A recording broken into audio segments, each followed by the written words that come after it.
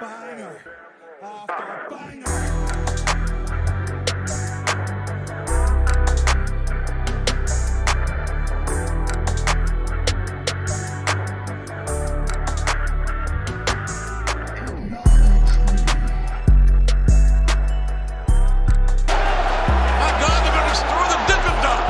What's going on, guys? It's your boy Big Hero Chris back at you with another one. If you're new to the channel, go ahead and subscribe, leave me a thumbs up, ring the notification bell, hit me up on Twitter, hit me up on TikTok. Speaking of TikTok, man, your boy did it, man. Major milestone. First million viewed video on TikTok, man. So if you want to join the wave, hit me up on TikTok, hit me up in the community post, man. You already know the vibes, you already know how we get down. And AEW Dynamite, man, tonight, back at you with your AEW Dynamite review. And it's official.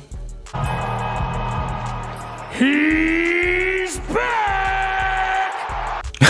Legit, the worst kept secret in wrestling has been revealed. CM Punk will be making his return to AEW at AEW Collision June 17th, 2023, Chicago, Illinois. It's official. Tony Khan made the announcement. Hopefully, this is the last of the Tony Khan makes a special announcement run for a while, because we've been having this for the past couple weeks. This week, CM Punk. Last week, it was the announcement that AEW Collision is going to make their debut in Chicago. The week before that was the tour schedule. I think the week before that was the announcement of the announcement, you know what I'm saying? So hopefully we don't hear any more Tony Khan announcements for a while. But with that being said, man, it's official. A lot of questions have been answered. Will he, won't he? What's going on? Will he come back? And Tony Khan announced it, man. So it's official. CM Punk's going to make his return. I can't even lie, man. Even though all the drama that's taking place, all the fighting and the Punk team versus the Elite team, I'm legit excited to see him back, man. I was a little hesitant. I was a little slow to say my thoughts on this situation, because I like CM Punk. I'm a fan of CM Punk. I'm just not a fan of a lot of the stuff CM Punk does, you know what I'm saying? The Instagram posts are funny. I can't even lie about that. But it is very disappointing to know that CM Punk has not watched any of the Rocky movies. But that's another story for another day. But we're not talking about the Saturday show right now. We're talking about AEW Dynamite. And we're going to kick it off with not an Orange Cassidy match for once. Surprise, surprise. We're actually going to kick it off with the Blackpool Combat Club taking on the team of the Lucha Brothers and Bandito. And this was a pretty fun match from beginning to end, especially when you have Bryan Danielson on commentary. Bryan Danielson, he's kind of like the player coach of the Elite, not the Elite, but the Blackpool Combat Club, because he doesn't really wrestle like that anymore. But he's kind of like the guy that does the commentary, the guy that's kind of like the player coach. Like, he can let us into a little insight about how the BCC was disappointed in Wheeler Yuta last week, how they got on him about making better pen covers. And he even said that he made Wheeler Yuta go for a hike with him just to improve his game. And for the most part, it worked, because Wheeler Yuta has a pinfall victory over Kenny Omega in the Anarchy in the Arena match. So the BCC is doing something right. As far as this match goes, it was a lot of fun. The Lucha Brothers doing their usual Lucha stuff. Bandito is freaking strong. He had, I believe, Wheeler Yuta up for a suplex, and in the suplex position for a long ass time. I think it was like the count of 30, a little bit over 30. And you had Bryan Danielson on commentary yelling, "Nick, kick him in the head! Get out of there, Wheeler!" So that was pretty funny. The BCC ended up winning.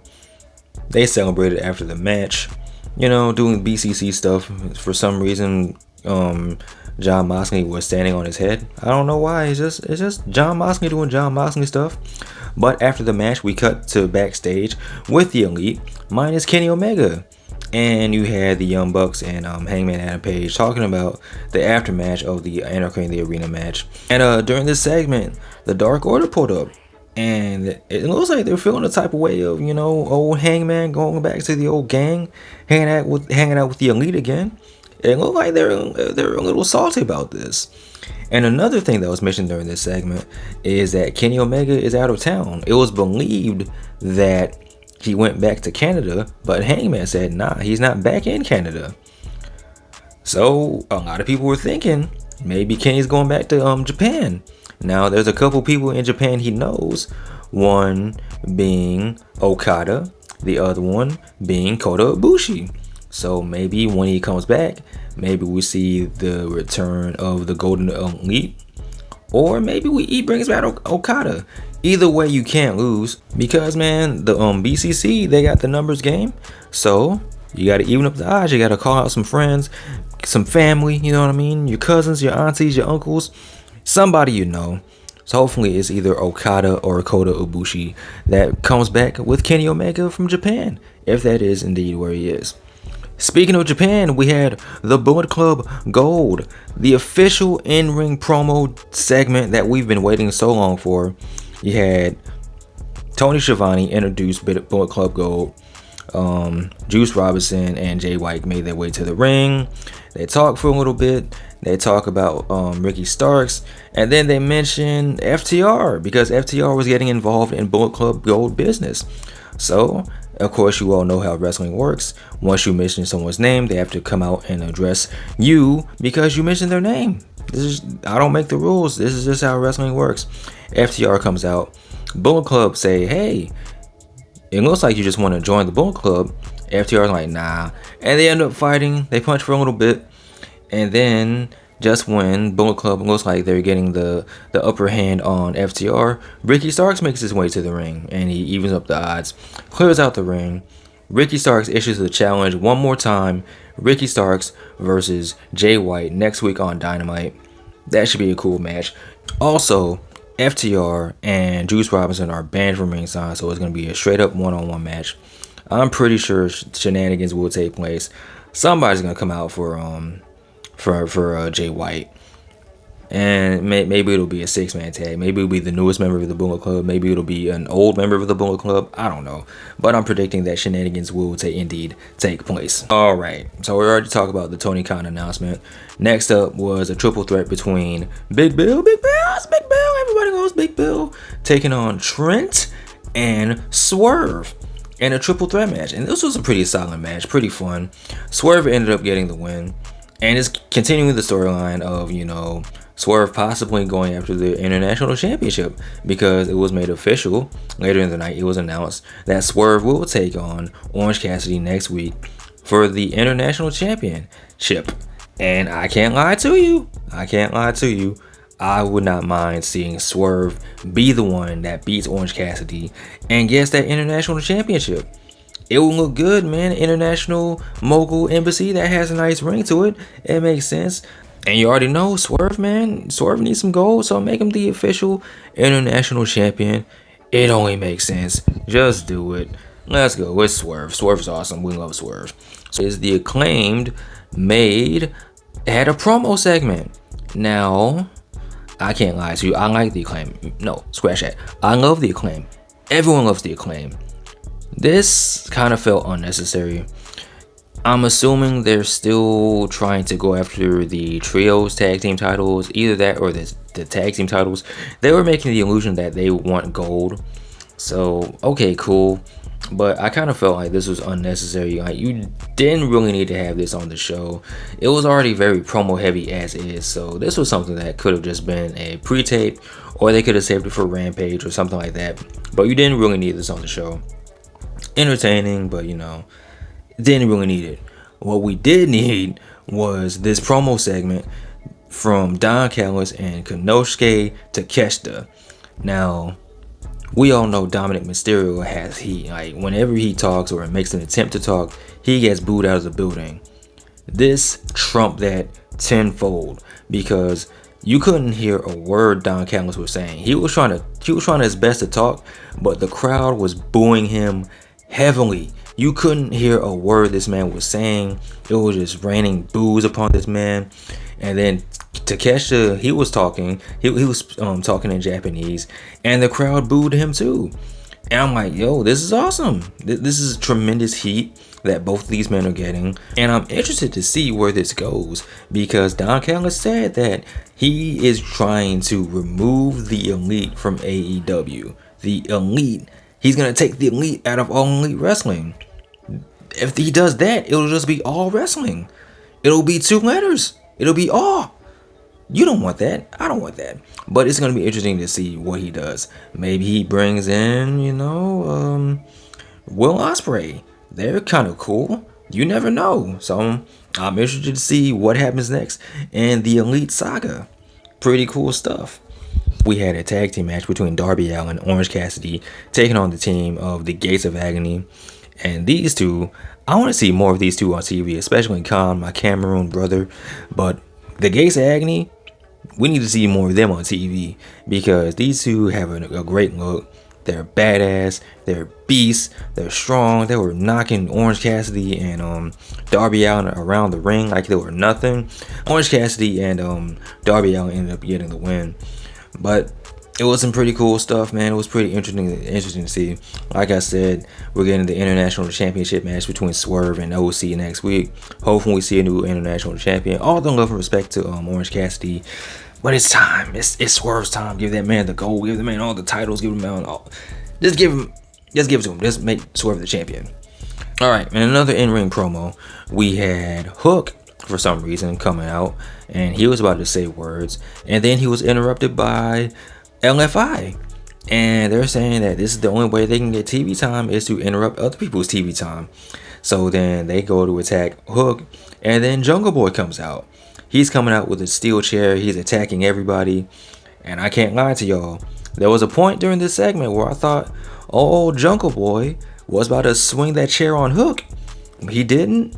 But that's something to keep an eye on. I don't know, man. I don't know. I feel like there's a heel turn coming for old Jungle Jack Perry.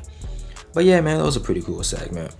Another one that kind of felt unnecessary, but it's cool for what it was.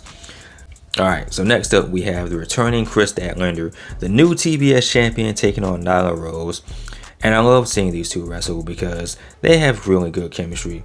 And it's always good to see Chris Statlander wrestling inside the ring, coming back from knee injury. She won with a 450 splash, which is insane because you have to land on your knees to do this, right? To execute this maneuver. So she's coming back from knee surgery, hitting 450 splashes. And I'm like, hey, I ain't even mad at it. It's cool with me. Good to see Chris Statlander back. We also saw during this match Taya Valkyrie looking on from the back with that weird wrestling angle. You know how wrestling is. So that's looking like that's going to be the feud going forward. Taya Valkyrie taking on Chris Statlander. This leads us to our main event. The team of Adam Cole and Dr. Britt Baker, DMD, taking on Chris Jericho and Saraya. And I can't even lie to you, when this match was announced at Double or Nothing, I rolled my eyes so hard.